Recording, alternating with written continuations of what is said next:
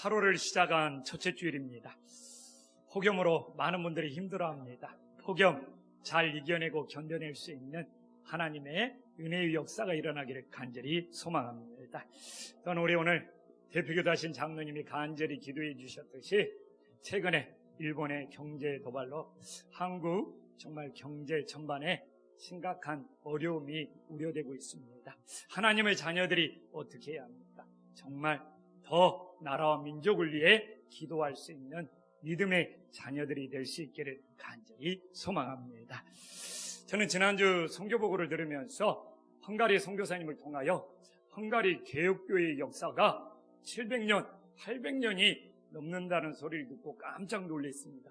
이야, 800년이 넘는 교회의 역사. 우리나라가 정말 고작해야 150년도 채 되지 않는데 800년이 넘는 교회 역사를 가지고 있다. 정말 깜짝 놀랐습니다. 그리고 교회 건물도 너무 웅장하고 대단한 규모와 시설을 가지고 있다고 합니다. 근데 선교사님이 주일날 이 헝가리 교회에 예배를 드리러 가보면 앉아있는 사람이 손가락으로 꼽을 정도로 어르신들, 노인들 몇 명에 불과하다는 겁니다. 참 그렇게 800년이 넘는 교회 역사, 그리고 웅장한 교회 건물을 가지고 있으면서 거기에 대단한 자부심을 입고 있지만 주일날 정작 하나님께 예배하는 사람들이 손가락으로 꼽을 정도로 백발이 성성한 노인들 몇 명이 된다고 하면 정말 어떻게 되겠습니까? 근데 저는 그 이유가 오늘 우리가 25절을 읽어봤지만 모이기를 패하는 그런 유럽계의 증상들이 쇠락의 길을 가게 만들었다는 것을 우리는 부인할 수가 없습니다. 그래서 지금도 한국교회가 이렇게 모이기에 힘쓰지 않는다면 바로 유럽교회의 길을 따라갈 수밖에 없음을 우리들이 다시 한번 경각심을 가질 수 있기를 간절히 소망합니다. 그래서 저는 오늘 하나님이 주시는 말씀을 통하여 모이기에 힘쓴다는 것은 하나님께 나아간다는 것이거든요. 그래서 우리들이 어떻게 하나님께 나아가야 되는지를 깨닫고 우리들의 삶에 적용할 수 있는 은혜의 시간이 되기를 간절히 소망합니다. 우리가 오늘 히브리서를 보고 있는데 또 이렇게 히브리서 10장을 보면 본문의 뜻을 이해하기는 쉽지 않습니다. 그러나 히브리서만큼 정말 강조하는 것이 있어요. 이걸 못 찾으면 히브리서는 수박 겉핥기식이 됩니다. 많은 분들이 히브리서는 구약 이야기도 많이 나오고 성전 이야기도 많이 나오고 그래서 참 어렵습니다 말하는데 어떻게 보면 하나의 주제로 통하고 있습니다.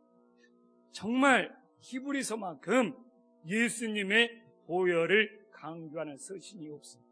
그래서 어떻게 보면 히브리서는 예수님의 십자가의 죽으심과 예수님의 십자가의 보혈을 제일 강조하는 서신입니다. 이 구약의 제사 이야기, 구약의 성전의 이야기를 하는 모든 이유도 예수님의 보혈과 예수님의 죽으심을 강조하기 위함입니다. 그래서 우리가 히브리서를 수없이 읽지만 히브리서를 읽으면 읽을수록 와, 히브리서가 예수님의 보혈과 예수님의 죽으심을 강조하고는 서신이구나 이걸 느꼈을 때 히브리서의 서신을 우리가 바르게 묵상하고 있다는 것을 깨달을 수가 있는 거예요. 그러면 오늘 이 히브리서는 하나님께 나아가는 그런 길에 대하여 우리 성도님들과 나누고자 했습니다. 근데 생각해 보십시오. 길이 안 열려 있으면, 길이 없으면 나아가고 싶어도 나아갈 수가 없는 거예요. 그래서 우리는 먼저 오늘 본문을 통하여 하나님께서 예수님께 나오는 하나님의 보좌로 나오는 길을 어떻게 열어놨는지를 먼저 살펴봐야지. 아, 하나님께서 이렇게 길을 열어놓으셨구나. 이걸 알아야지 우리가 그 길로 나아갈 수가 있는 거예요. 그러면 오늘 본문을 통하여 하나님께서 우리들에게 어떻게 길을 열어주셨습니까? 오늘 19절에 보면 우리가 어떻게 되었어요? 성소에 들어갈 담력을 얻었다고 합니다. 근데 이 성소는 아무나 들어가는 곳이 아니잖아요. 대제사장이 1년에 한 번 대속죄일에 성소에 들어갈 수 있는데 지금 신약시대에 예수님이 오신 이후에 우리들이 모두가 성소에 들어갈 담력을 얻었다. 여기서 담력이라는 건 뭐냐? 성소에 들어갈 자격을 이제 자유롭게 가질 수 있게 되었다는 겁니다. 이게 얼마나 놀라운 변화입니까? 구약에서 성소는 유일하게 대제사장만이 딱 1년에 한 번 대속죄일에 들어가는 것을 예수님이 오신 이후에는 모든 사람들이 자유롭게 들어갈 수 있는 그 권리, 그 자격, 그 담력을 얻었다고 합니다. 이 얼마나 놀라운 변화이거든요. 근데 어떻게 이것이 가능했느냐? 오늘 19절에 나오잖아요. 우리가 누구를 힘입어서? 예수님의 피를 힘입어서 성소에 자유롭게 들어갈 수 있는 이 담력, 이 권리를 얻었다고 말씀하고 있습니다. 그래서 우리들이 예수님의 보혈이 없이는 하나님의 성소에 들어갈 수 없음을 깨달으시기를 간절히 소망합니다. 그래서 오늘도 우리가 교회에는 나왔지만 예수님의 보혈이 나와 어떤 상관이 있느냐? 예수님의 보혈이 나와 상관이 없다면 우리는 껍데기에 불과한 거예요. 그래서 오늘 그 예수님의 보혈로 우리들이 제사함 받아서 이제는 하나님의 성소에 우리들이 자유롭게 나갈 수 있는 것이 하나님이 우리에게 주신 최고의 은혜가 됨을 믿으시기를 간절히 소망합니다. 이제 예수님의 보혈로 하나님께 나아가는 길이 열렸구나를 우리들이 믿을 수 있게 되었습니다. 그러면 또 하나 하나님께 나아가는 길이 어떻게 열렸습니까? 20절에 보면 그 길은 우리를 위하여 휘장 가운데로 열어놓으신 길이라고 합니다. 근데 여기 휘장은 뭐냐? 이 성소의 휘장은 뭐냐? 지성소와 성소를 딱 이렇게 경계선을 쳐놓는 것이 휘장이에요. 그래서 성소에서 지성소로 들어가려면 이 휘장을 통과해야 되는데 이 휘장이라는 것이 어떻게 보면 지성소로 들어갈 수 없는 장애물이 되고 있다는 겁니다. 그래서 하나님께 나가는 길은 바로 이 휘장이라는 것이 가로막고 있지 않느냐. 그러니까 누구도 그 휘장을 지나서 지성소에 하나님을 만나러 갈 수가 없다는 것이죠. 근데 예수님이 십자가에 죽으실 때 마가복음 15장 38절을 보면 이게 중요한 거거든요. 다 함께 한 목소리 한번 읽어보겠습니다. 시작. 성소의 위로부터 아래로까지 찢어 둘이 되니라. 아멘. 놀라운 역사가 일어났습니다. 성소의 휘장이 찢어졌어요. 예수님이 십자가에 죽으실 때. 그러니까 이제 우리는 하나님께 자유롭게 나갈 수 있는 길이 열렸다는 것이죠. 근데 히브리서에서 이 성소의 휘장을 어떤 의미로 받아들이고 있냐 이거. 오늘 20절에 보면 성소의 휘장이 누구라고요? 그의 육체는 누구예요? 예수님의 육체. 그렇구나. 예수님의 육체가 십자가에서 찢기시고 십자가에서 죽으심으로 하나님께 나아가는 휘장의 장애물이 제거되었다는 것이죠. 그래서 오늘도 예수님이 십자가에 찢기시고 죽으심으로 하나님께 나아가는 길이 열렸음을 감사할 수 있기를 간절히 소망합니다. 그래서 오늘도 우리가 예배를 드리고 기도하면서 누구의 이름으로 기도하고 있습니까? 예수의 이름으로 기도하는 것은 바로 예수님께서 십자가에 죽으십니다. 성소의 휘장이 찢어져서 하늘로 나아갈 수 있는 길이 열렸기 때문에 우리들이 예수의 이름으로 기도할 때 우리의 기도가 하늘에 연락되는 놀라운 역사가 일어남을 믿으시기를 간절히 소망합니다. 옆 사람과 인사 한번 나눌까요? 예수의 이름으로만 하늘에 연락된대요. 왜 인사 나누는지 알죠? 잘 느끼시기를 바랍니다. 근데 하나님이 열어놓으신 길, 하나님이 길을 열어놨잖아요. 그 길이 어떤 길인지 알아야지 우리들이 믿음으로 갈 수 있는 거잖아요. 근데 오늘 20절에 보니까 그 길은 어떤 길이에요? 새로운 살 길이다 이거예요.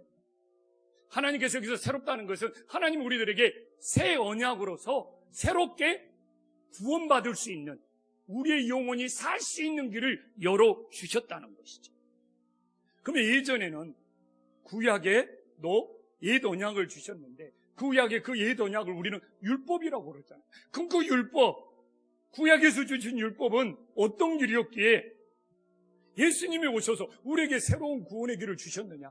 이게 10장 1절부터 읽어보면 우리들이 잘 알 수 있거든요. 10장 1절에 어떻게 나와 있어요? 율법은 장차 올 좋은 일이 뭐라고요? 그림자라는 것이죠.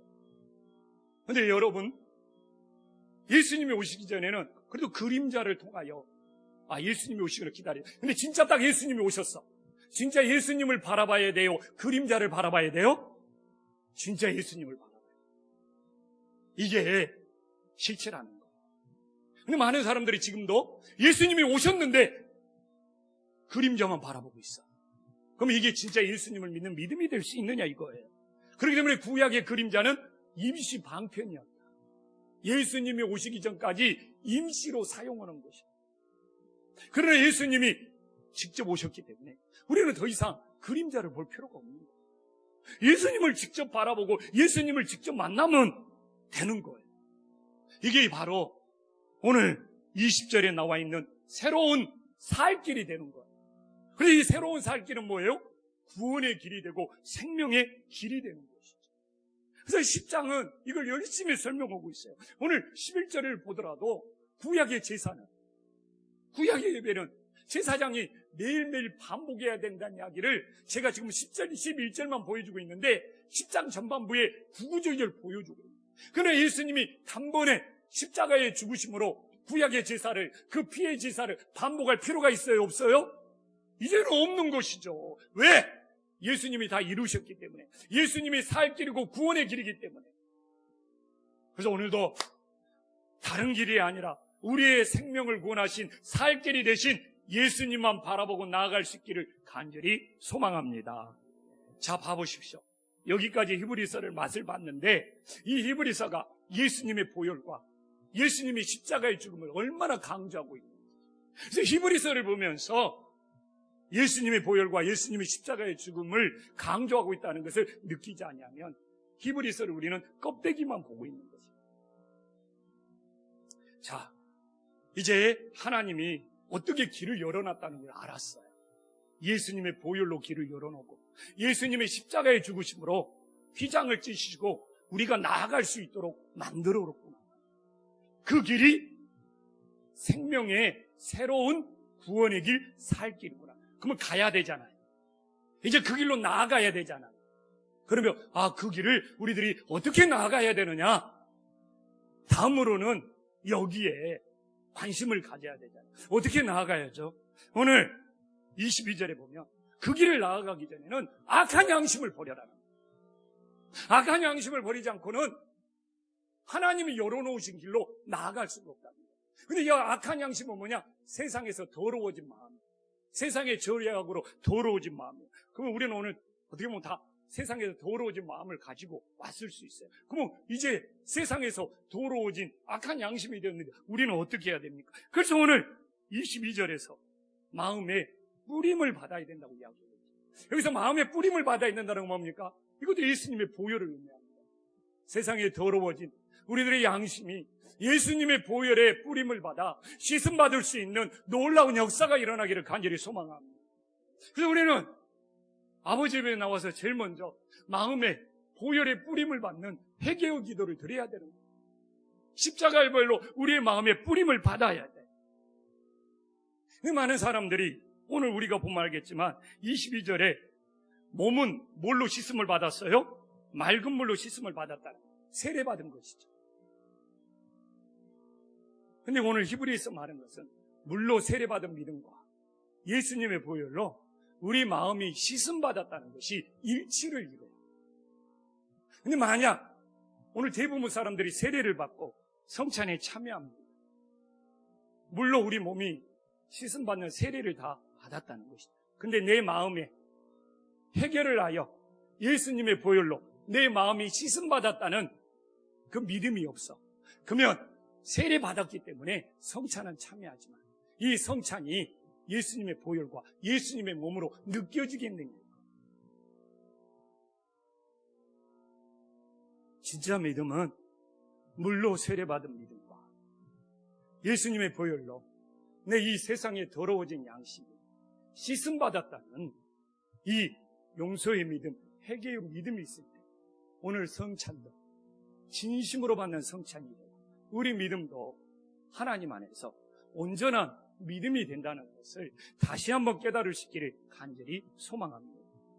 이제 악한 양심이 예수님의 보혈로 씻음 받았으니까 하나님 앞에 나아가요. 그래서 22절 후반부에 뭐라고 합니까? 참 마음과 온전한 믿음으로 하나님께 나아가야 된다고 말하고 있지 않습니까? 여기서 참 마음 뭡니까? 악한 양심이 예수님의 물로 씻음 받아서 어떻게 되는 거예요? 참 마음으로 변화가 되었다는 것이죠. 아멘. 그리고 우리는 주일날 하나님 앞에 예배에 나올 때마다 세상에 어떻게 더러워졌든지 예수님의 보혈로 씻음 받아 참 마음이 되어서 우리의 예배가 하나님 앞에 연락될 수 있기를 간절히 소망합니다. 옆 사람과 인사 한번 나눌까요? 악한 마음이 참 마음으로 변화되셨네요. 네, 이때 한번 깨워야죠. 네, 끝까지 가면 안 돼요. 네. 막 잠 못 주무신 분들도 있을 수 있죠. 막 더워서. 저도 어젯밤에는 그냥 잠자다가 중간에 일어나서 밖으로 나왔네요. 그렇지만 하나님이 받으신 예배는 참 마음으로 드려야 되는 예배입니다. 우리들이 다 악한 양심이 예수님의 보혈로 참 마음이 되어서 오늘도 우리 모두가 하나님께 나아갈 수 있기를 간절히 소망합니다. 그래서 참 마음과 또 필요한 것이 뭐예요? 온전한 믿음이죠. 온전한 믿음은 하나님의 약속을 신뢰하는 거예요. 그래서 내가 하나님에 대한 신뢰가 깊어지면 깊어질수록 온전한 믿음이 돼요. 그러나 내가 하나님에 대한 신뢰가 흔들리면 흔들릴수록 온전한 믿음이 안 되는 거예요. 그래서 이 온전한 믿음은 흔들리지 않고 하나님의 약속을 굳게 붙잡는 거기 때문에 23절에 보면 자세히 설명을 해주고 있어요. 하나님의 온전한 믿음에 대해서 23절에 어떻게 설명해주고 있어요? 자, 다 함께 한 목소리 읽어보겠습니다. 시작. 우리가 믿는 도리의 소망을 움직이지 말고 굳게, 이게 온전한 믿음이 되는 방법이에요. 그래서 여기서 핵심은 뭐냐? 사실 믿음은 소망이거든요. 우리가 천국에 들어간다는 소망으로 오늘도 믿음 생활을 하고 있지. 소망이 없다면 신앙은 헛것이 될 수 있거든요. 그래서 믿음의 소망을 가지고 오늘 핵심은 뭐라고 합니까? 움직이지 말라는 거예요. 그러면서 굳게 잡아라는 거예요. 이게 무슨 믿음이라고요? 온전한 믿음이 되겠어요. 근데 우리들이 세상에 어려운 일, 힘든 일, 또 지금 한국 사회의 많은 분위기 때문에 어떻게 되는 거예요? 흔들리는 사람들이 많아요. 움직이는 사람들이 많아요. 그래서 예배의 자리를 오늘도 움직이지 말고 우리 성도님처럼 지켜야 되는데 그 예배의 자리를 움직이지 않고 굳게 잡고 지키는 것이 아니라 어떻게 해요? 세상으로 움직여버려요. 그리고 어떻게, 그건 뭡니까? 온전한 믿음, 하나님의 소망, 하나님의 약속을 신뢰하지 못한다는 거죠. 우리가 세상이 어려울수록, 지금 나라가 어려울수록 우리 기도의 자리를 움직이지 말고 굳게 잡고 지켜야 되는데 뭐 세상이 어렵네, 나라가 어렵네는 말은 하면서 기도의 자리를 떠나버려. 흔들려서 떠나버려. 섬김의 자리를 움직이지 말고 소망이 있기 때문에 지켜야 되는데 다 흔들려서 떠나버려요. 그래서 저는 이 마지막 때의 영적인 싸움은 뭐냐? 끝까지 세상에 어떤 변화, 어떤 흔들림이 있더라도 움직이지 않고 예배의 자리, 기도의 자리, 말씀 보는 자리, 주님을 따르는 자리를 움직이지 않고 굳게 붙잡고 나아갈 수 있느냐? 여기에 달려있음을 믿으시기를 간절히 소망합니다. 그래서 지금 교회는 다녔지만 많은 사람들이 흔들려서 진짜 교회를 떠나는 사람들이 많잖아요.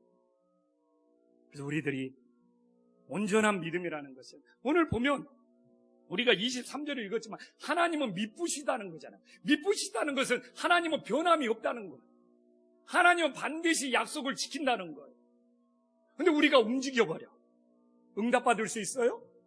없잖아요. 하나님은 미쁘셔서 변함이 없이 약속을 지키시는 분인데 하나님이 응답도 주시기 전에 우리가 먼저 흔들려서 움직여버려요. 그러면 하나님이 주고 싶어도 줄 수가 없는 거예요. 아멘? 그래서 이 시대에 하나님은 미쁘시고 변함이 없어서 약속을 지키시는 하나님이기 때문에 우리들이 흔들리지 않고 움직이지 않고 끝까지 이 예배의 자리, 기도의 자리, 믿음의 자리, 성김의 자리를 지키는 것이 정말 중요한 영적인 싸움이 됨을 믿으시기를 간절히 소망합니다. 이제 하나 남았잖아요. 하나님께 나아가는데 도대체 그러면 어디까지 나가야 됩니까? 사실 최종 목적지가 없으면 밑도 끝도 없어요. 제가 산을 좋아해서 산에를 올라다닌 적이 있어요. 근데 산에를 올라가는 사람은 몸이 힘들면 힘들수록 정상이 어디냐가 너무너무 궁금한 거예요. 그러면 저도 산에 올라가 봤지만 올라가다가 힘들고 지치면 내려오는 사람들에게, 정상에서 내려오는 사람들에게 정상이 어디냐고 꼭 물어봐요. 근데 솔직히 말해서 정상이 어디냐고 몇 분 올라가면 된다, 제대로 가르쳐주는 사람이 없어요. 우리 김한원 장로님, 박성유 장로님 데리고 정상에 올라갔다가 내려올 때 보면 이제 우리보다 늦게 오는 사람이 오르고 있잖아요. 그러면 정상 얼마 남았어요? 그러면 오늘 특별히 우리 김한원 장로님도 내가 1부 때 이야기했지만 2부 때 기도하신 박성유 장로님도 한 30분 남았는데 좀만 올라가면 돼요. 이렇게 항상 답변을 해요. 얼마 안 남았어요. 그래서 왜 이렇게 우리 장로님 뻥을 잘 치시나. 내가 봐서 한 30분 남았는데 한 5분만 올라가면 돼요. 본인이 힘들게 올라와서 그런 소리를 하나. 근데 그것이 선한 거짓말. 5분 남았구나. 또 힘차게 올라가서 또 정상이 어디 남았냐 그러면 그 사람도 또 5분 남았대. 그러면서 올라가는 것이 산의 정상이에요. 왜?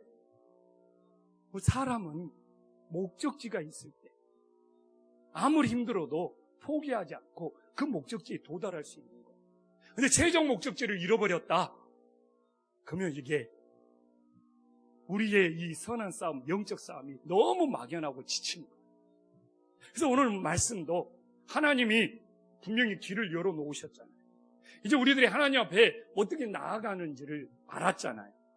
그러면 우리의 최종 목적지가 어디인지를 알아야지 우리들이 힘들고 어려울지라도 포기하지 않고 끝까지 갈 수 있는 거예요.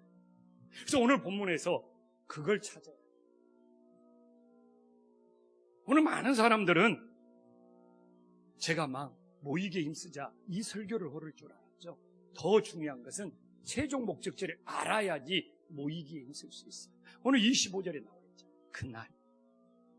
우리는 그날이 최종 목적지인 거예요. 그날이 가까워지고 있어요.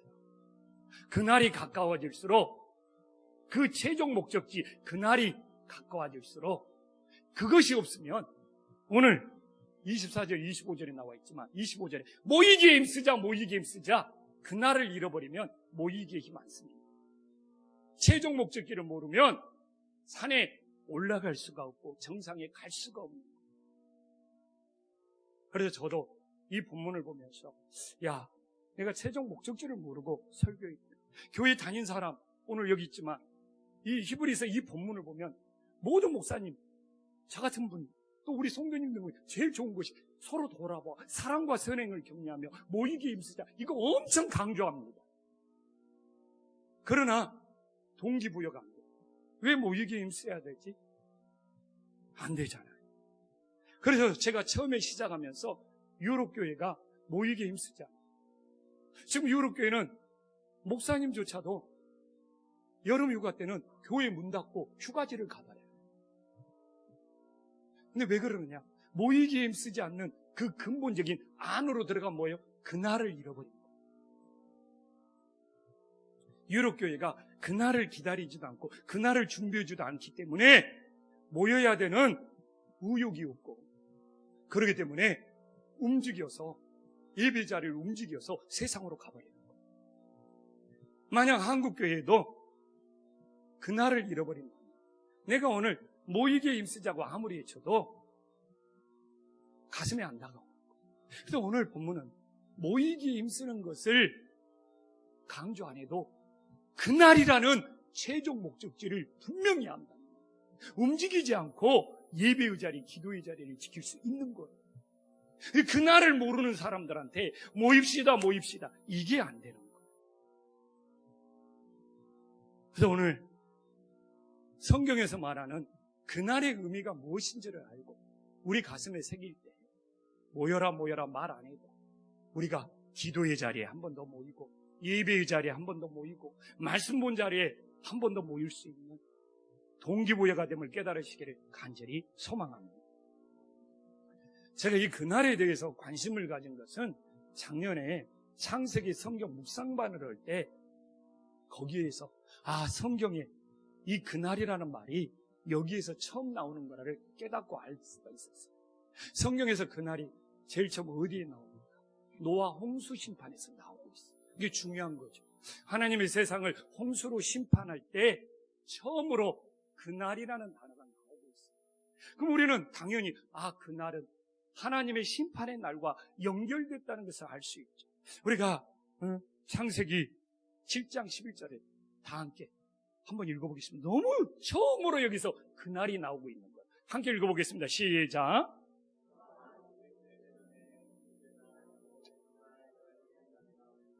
그날에 큰 기쁨의 섬들이 터지며 하늘의 창들이 노아 홍수 당시에 세상 사람들은 그날을 믿었습니까? 그날을 준비했습니까? 당시에 노아 홍수 당시에 세상 사람들은 그날을 믿지도 않고 준비도 안 했습니다. 그 결과는 어떻게 되었습니까? 그 심판으로 다 멸망했습니다. 그런데 유일하게 노아의 가족은 그날을 100년이 넘도록 믿었어요. 그리고 그날을 준비했어요. 그래서 노아의 가정은 모두 구원을 받았어요. 정말 작년에 창세기 묵상을 하면서 성경에 처음으로 나오는 그날의 단어를 보면서 충격받았어요. 그럼 이 시대를 사는 우리들은 진짜 그날을 믿고 기다리며 준비하고 있는가? 중요한 문제죠. 그날을 우리들이 믿고 기다리지 않는다면 노아 홍수 시대에 그날을 전혀 잊어버리고 준비 안 해서 멸망하는 사람과 다를 바가 뭐가 있겠습니까? 그래서 옆 사람한테 한번 물어볼까요? 당신은 그날을 준비하고 있습니까? 네.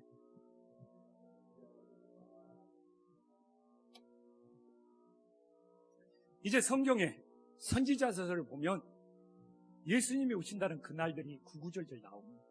오늘 일일이 다 볼 수는 없잖아요. 그러나 예수님의 보혈을 흘러주시고 예수님이 죽으심으로 휘장으로 길을 열어주신 예수님도 그날 이야기를 했느냐가 굉장히 중요한 거잖아요.